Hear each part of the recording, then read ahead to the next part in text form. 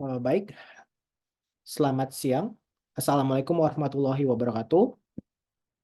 Perkenalkan, nama saya Muhammad Alfarisi, NIM 232-23056 dari opsi LTI.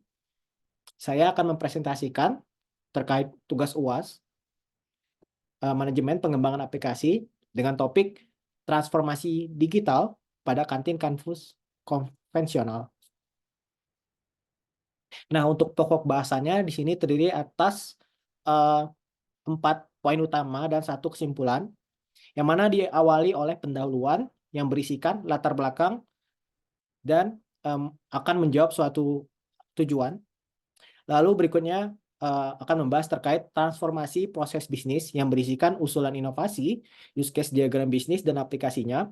Lalu berikutnya masuk ke aspek software engineering, di mana berisikan dari rancangan arsitektur aplikasi, VOPC, class diagram, dan juga sequence diagram.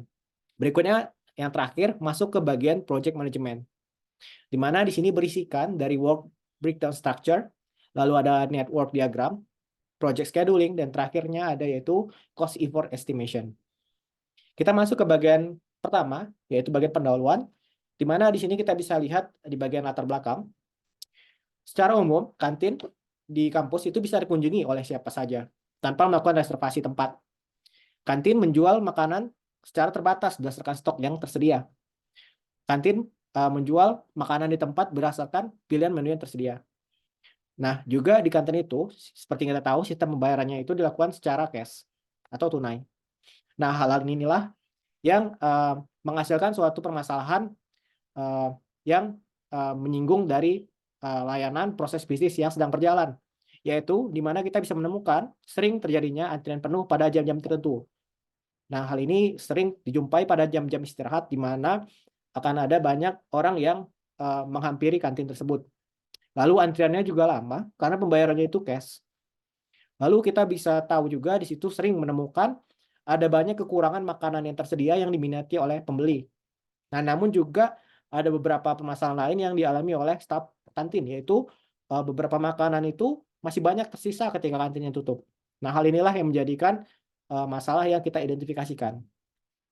Nah, dalam rancangan pengembangan aplikasi yang diusulkan, diharapkan memiliki tujuan untuk mengatasi antrian panjang tadi, terutama saat jam makan siang, meminimalisir kekurangan menu makanan yang diminati, lalu bisa mempercepat proses pembayaran, dan terakhir bisa mengurangi sisa makanan yang tidak terjual.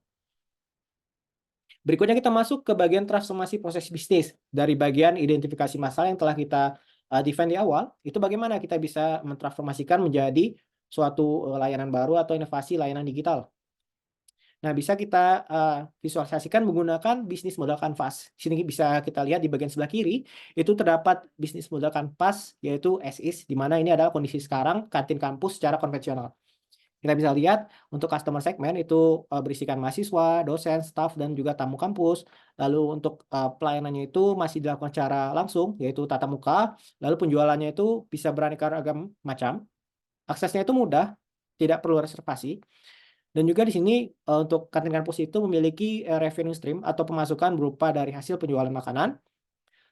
Untuk kegiatan utamanya itu mereka melakukan transaksi pembayaran secara cash. Lalu bisa mereka melakukan pengelolaan bahan-bahan baku tadi menjadi masakan yang bisa dikonsumsi. Nah, di sini kita bisa lihat di aspek bagian BMC2B, yang mana di sini merupakan usulan dari inovasi proses bisnis yang ingin dikembangkan. Di sini kita bisa lihat di bagian channel, di sini ada penambahan terkait dengan mobile apps dan juga fitur delivery atau pengiriman atau pengantaran makanan kepada pelanggan. Di sini untuk customer relationship kita bisa lihat ada perubahan di mana si pelanggan bisa melakukan review melalui aplikasi dan juga melakukan chat dengan staf admin tersebut. Nah, di sini kita bisa lihat di revenue stream itu terdapat beberapa penambahan ya. Yaitu kita bisa lihat di sini penjualan makanannya itu dilakukan secara online melalui aplikasi. Lalu kita bisa lihat di aplikasi nanti bisa dilakukan penambahan biaya layanan. Lalu ini juga bisa berpotensi ke depannya untuk bermitra dengan supplier makanan. Lalu bisa kita lihat untuk value proposition yang diunggulkan di sini, pemesanan itu bisa dilakukan secara online. Nah, hal ini bisa mengurangi antrian yang telah dialami pada masalah tadi. Nah, lalu di sini kita bisa lihat juga pembayarannya itu dilakukan secara digital. Dengan adanya fitur pembayaran digital ini, tidak bisa menghilangkan bottleneck dari antrian pembayaran secara cash. Di sini juga kita bisa lihat untuk penambahan key resource, di sini perlu melakukan penambahan terkait tim pengembangan aplikasi IT, lalu ada infra TI operasional, lalu kita perlu melakukan integrasi sistem pembayaran dengan beberapa third party lainnya, misalnya seperti GoPay, OVO, QRIS, dan credit card lainnya. Lalu di sini kita bisa lihat untuk cost structure-nya di sini perlu penambahan biaya investasi, yaitu biaya pengembangan dan pembayaran aplikasi, biaya operasional, lalu biaya integrasi, dan lain sebagainya. Nah, oleh dari identifikasi dari bisnis model Canvas dan juga relasi terhadap masalah yang kita alami di kantin kampus, di sini diusullah suatu pengembangan aplikasi mobile yang terintegrasi dengan layanan order, pembayaran digital, manajemen stok, lalu ada fitur prediksi permintaan, dan juga pengantaran, sehingga nantinya bisa dapat meningkatkan pelayanan, profitabilitas, maupun efisiensi dari kantin kampus tersebut. Di sini ada 6 fitur utama, yaitu layanan order, dengan tujuan untuk mengurangi kerumunan di kantin dan juga bisa membuat antrian lebih terorganisir secara virtual. Lalu fitur berikutnya adalah pembayaran digital, di mana pembayaran dilakukan secara non-tunai dengan bekerja sama dengan beberapa pihak terkait, sehingga nanti bisa mempercepat proses pembayaran dan juga mengurangi resiko uang tunai yang kurang. Lalu ada fitur ulasan dan saran, nanti akan terdapat suatu menu untuk melakukan pengisian feedback dari pelanggan ke pelayanan kantin. Lalu berikutnya ada fitur prediksi permintaan, di mana di sini nanti akan melakukan analisis terkait data penjualan historis untuk memprediksi permintaan makanan di waktu-waktu tertentu. Lalu di sini ada fitur untuk layanan pengiriman, yaitu nanti ada suatu layanan pengantaran seperti GrabFood atau GoFood dalam lingkungan kampus, sehingga nanti bisa memudahkan atau meningkatkan pelayanan dan menambah profitabilitas. Lalu berikutnya ada pengolahan stok makanan, di mana di sini nanti memungkinkan untuk mengupdate stok secara real time, sehingga nanti bisa meningkatkan kualitas layanan, pemesanan, dan juga transparansi dari stok yang tersedia. Berikutnya kita masuk ke bagian use case diagram bisnis, di mana kita sudah mengetahui usulan inovasi bisnis yang akan disajikan. Nah, di sini use case di sini memungkinkan kita untuk menunjukkan kapabilitas apa yang bisa sistem berikan gitu. Nah, dalam hal ini kapabilitas untuk use case bisnis. Di sini ada pengelolaan stok, prediksi permintaan, layanan pemesanan, pembayaran digital, ulasan dan saran, dan pengantaran pesanan. Untuk pengantaran pesanan, di sini ada 2 opsi yang tersedia, yaitu opsi pertama self pick up, di mana pelanggan bisa mengambil pesanannya secara mandiri atau melakukan delivery menggunakan jasa pengantaran. Berikutnya setelah di-define use case diagram bisnis, berikutnya ditunjukkan untuk use case diagram aplikasi untuk menunjukkan proses bisnis mana yang bisa dilakukan otomatisasi sehingga menjadi layanan TI. Nah, di sini untuk use case diagram aplikasi terlihat beberapa kapabilitasnya, yaitu melakukan manage inventory, predict food request, login, browse menu, place order, make payment, delivery order, track order, dan give review and suggestion. Nah, namun di requirement soal, itu kita diminta untuk memilih 3 use case paling inovatif. Nah, dalam hal ini saya memilih 3 use case, yaitu make payment, yang bertujuan untuk melakukan transaksi pembayaran secara digital. Lalu berikutnya ada plus order, di mana nanti fiturnya bisa melakukan pemesanan makanan melalui mobile apps. Lalu yang ketiga adalah melakukan fitur predict food request, di mana nanti bisa melakukan prediksi permintaan makanan berdasarkan data historis transaksi. Nah, sekarang kita masuk ke bagian software engineering. Di bagian software engineering ini kita masuk diawali oleh rancangan dari arsitektur yang ingin kita kembangkan. Dengan bantuan package diagram yang tersedia pada UML, di sini kita bisa membagi bagian-bagian pada desain arsitektur kita. Nah, di sini kita terdapat pertama yaitu bagian presenter layer, di mana bagian presenter layer ini berinteraksi langsung dengan user. Itu berupa suatu user interface, dalam hal ini adalah mobile apps. Nah, lalu presenter layer ini berinteraksi dengan layer control, di mana layer control ini bertujuan untuk memisahkan layer presenter dan layer bisnis, dan juga untuk melakukan kontrol atau kendali terhadap trafik permintaan dari layer presentation. Nah, untuk control layer di sini menggunakan komunikasi HTTP, dan untuk mappingan data payloadnya itu dipetakan menjadi value object yang tersedia, sehingga nanti terdapat suatu model atau objek yang khusus menangani mappingan dari payload controller tersebut.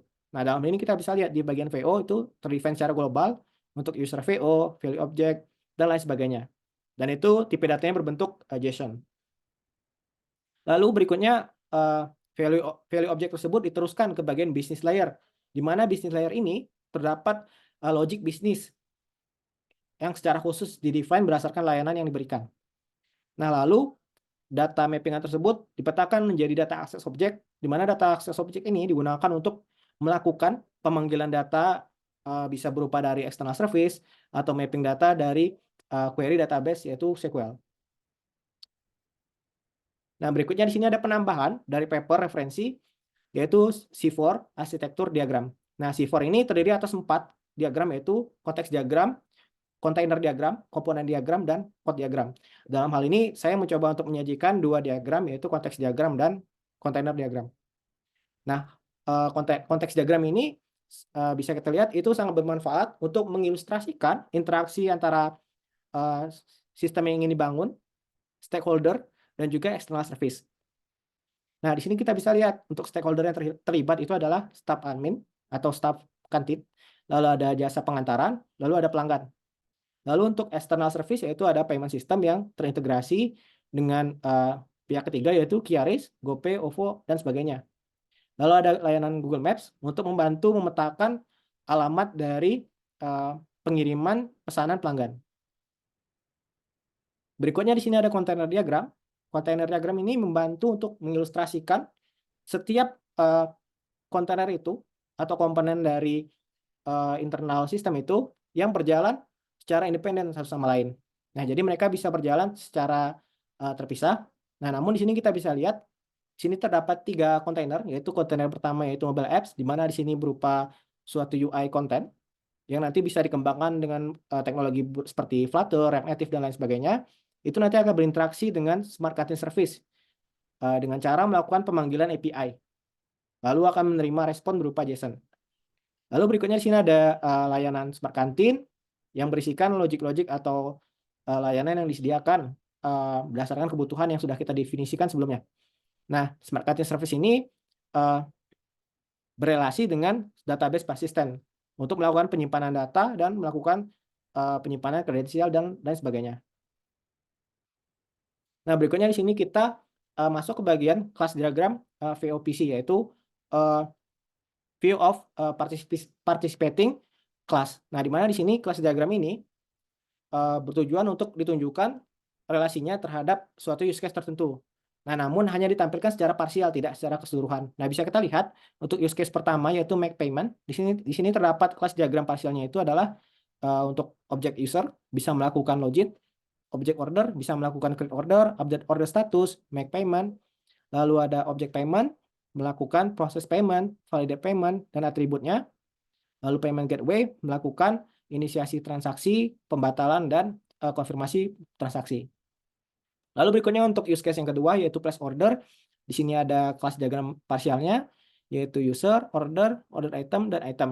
Dan ini merupakan metode yang dimiliki oleh objek tersebut. Nah, terakhir di sini ada kelas diagram untuk use case predict food request. Di sini ada user, order, lalu ada prediction algo, prediction, dan item. Dan di sini bisa di-define beberapa metode yang dimiliki oleh objek tersebut.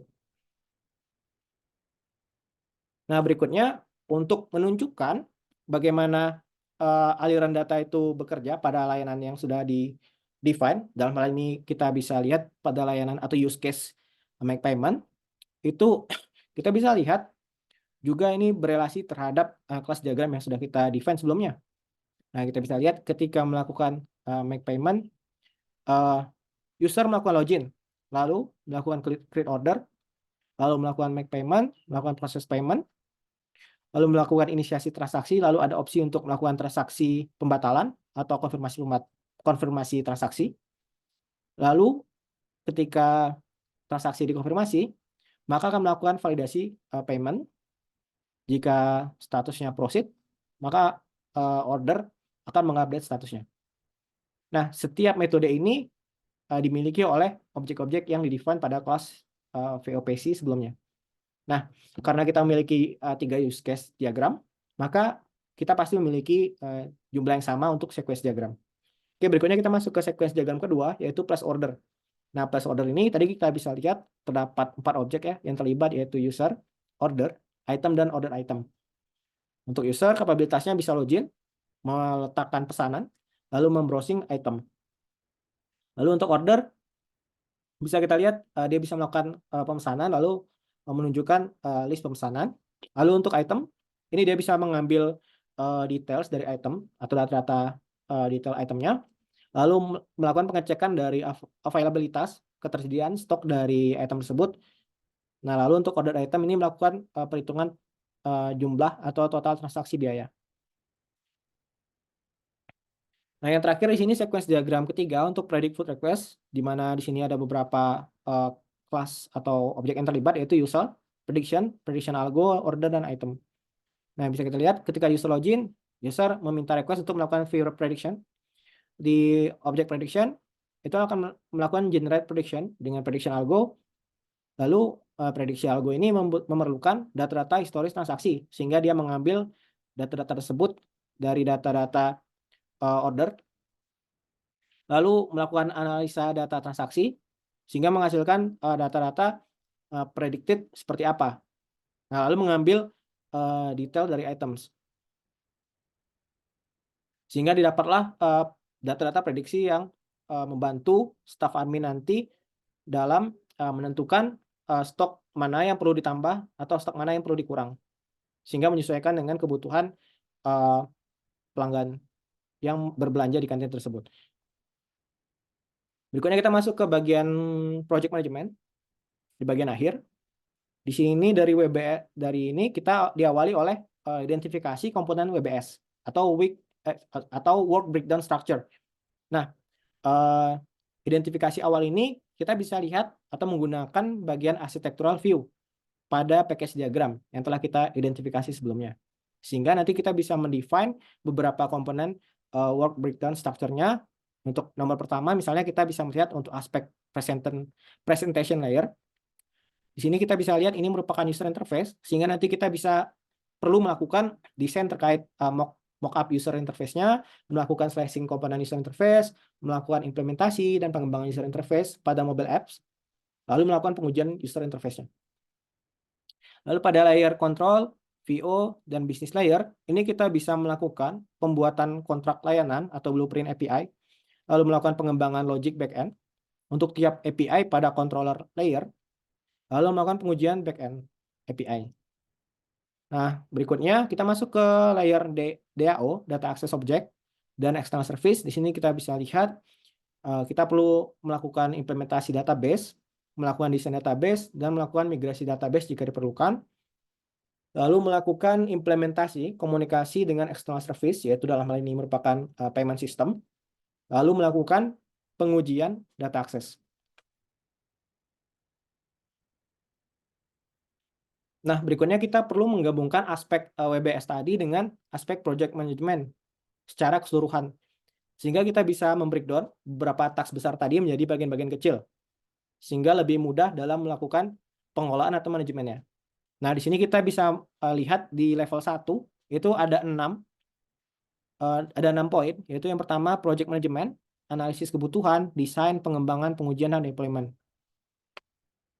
Untuk di level 2-nya, kita bisa lihat di bagian 1, itu perlu melakukan inisiasi, lalu di level 2-nya itu ada, di level 3-nya itu ada project charter, identifikasi stakeholder, kick off, dan scope project, lalu di level berikutnya ada perencanaan, eksekusi, monitoring, dan kontrol, dan terakhir closing, yang ditunjukkan dengan penutupan project, handover, aset dokumentasi dari pengerjaan project.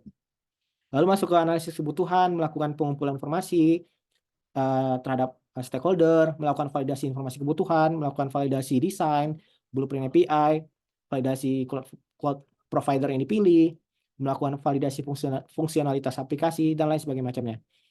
Lalu masuk ke desain, di sini melakukan pemilihan infrastruktur, desain UI, desain blueprint API, desain high level arsitektur.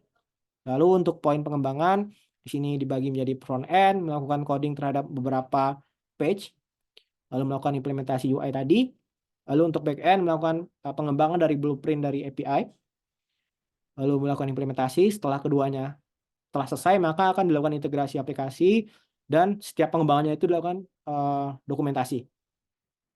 Lalu masuk ke bagian pengujian, di sini digunakan functional testing yang terdiri atas 4 level, yaitu level unit testing, integration testing, system testing, dan UAT. Lalu di sini terdapat aktivitas untuk mendeteksi defect atau bug, dan setiap pengujian itu dilakukan dokumentasinya. Lalu masuk ke bagian terakhir, yaitu deployment. Setelah pengujiannya telah berhasil dilakukan, maka semua aplikasi yang dibangun itu diinginkan berjalan di sistem operasional atau bisa diakses secara publik. Di mana di sini nanti akan melakukan rilis terhadap API backend, fitur front-end dalam hal ini mobile apps. Lalu untuk setiap aktivitas rilis tadi dilakukan dokumentasi, lalu dilakukan monitoring terhadap hasil deployment-nya. Nah, untuk jika gambar WBS-nya kurang jelas, itu bisa diakses dengan melakukan klik link pada gambar berikut ini. Berikutnya masuk ke network diagram. Network diagram ini dihasilkan dari desain WBS diagram yang dibuat pada tahapan sebelumnya. Nah, network diagram ini membantu kita dalam sequencing aktivitas task mana yang bisa kita kerjakan atau menunjukkan task mana yang bisa dikerjakan secara paralel. Di sini ada beberapa simbol yaitu FF, yaitu finish to finish, yang berarti dua tugas itu harus selesai dikerjakan pada waktu yang bersamaan. Lalu berikutnya ada simbol SS, misalnya yang ini, yaitu start to start, yaitu tugas harus atau bisa dimulai secara bersamaan. Nah, ini bisa kita lihat secara sekilas, misalnya untuk mulai, dia akan memulai untuk men-trigger untuk poin 1,1, yaitu melakukan inisiasi, lalu masuk ke poin 1,2, perencanaan atau bagian layer dalamnya. Sampai nanti masuk ke poin indikator selesai. Nah, dalam hal ini 1,5 yaitu closing. Nah, network diagram ini sangat membantu kita dalam melakukan referensi pengerjaan atau prioritas dari task juga. Jadi kita bisa melihat atau kita bisa meninjau bagaimana yang perlu kita perhatikan dalam proses pengerjaan dari task-task yang sudah di-define atau di breakdown. Nah, dari WBS dan network diagram yang telah kita kerjakan, itu kita bisa membuat suatu project scheduling menggunakan Gantt chart. Nah, dalam hal ini kita bisa mengetahui estimasi waktu pengerjaan dari project ini. Karena suatu project itu dikatakan berjalan baik jika dikerjakan secara on time. Jadi kita perlu melakukan estimasi terhadap waktu pengerjaan. Nah, dalam hal ini kita menggunakan Gantt chart, di sini menggunakan tools Visual Paradigm juga.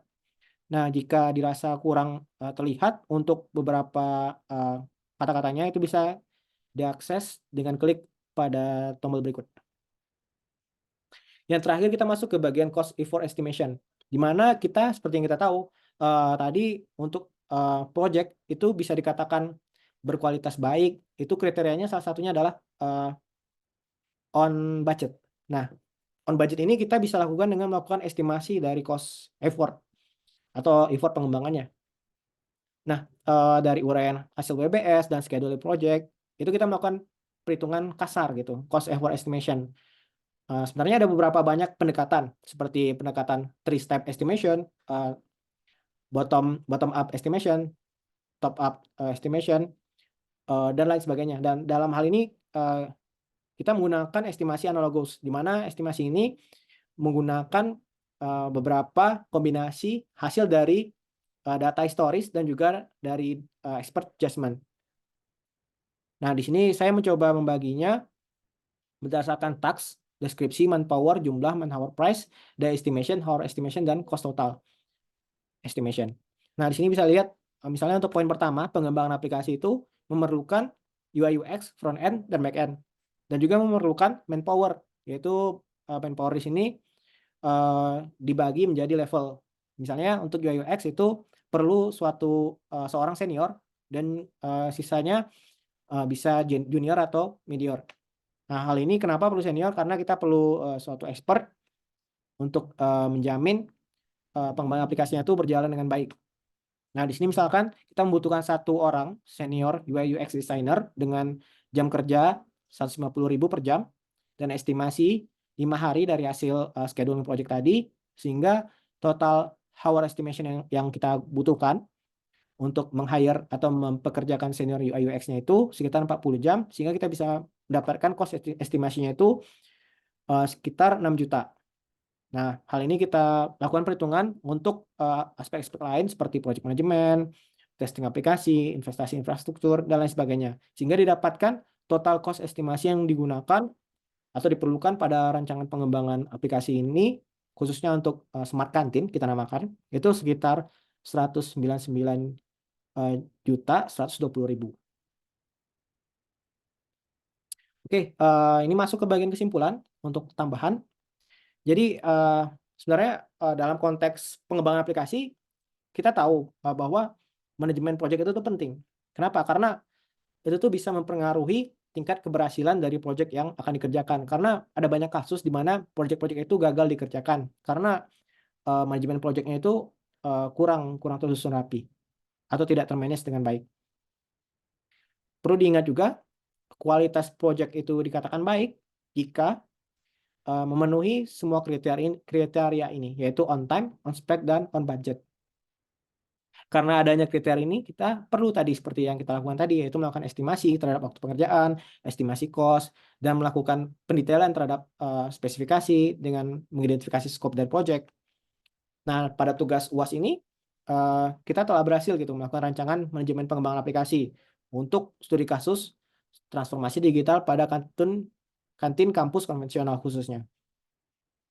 Rancangan yang kita lakukan tadi yaitu kita melakukan transformasi proses bisnis, melakukan aspek software engineering, melakukan aspek project management. Nah, dari semua kegiatan yang kita lakukan tadi, diharapkan itu bisa meningkatkan pelayanan dan peningkatan efisiensi dari transformasi bisnis yang kita lakukan. Seperti itu. Saya rasa cukup. Terima kasih untuk perhatian semuanya. Semoga bermanfaat atas apa yang saya sharing. Wassalamualaikum warahmatullahi wabarakatuh.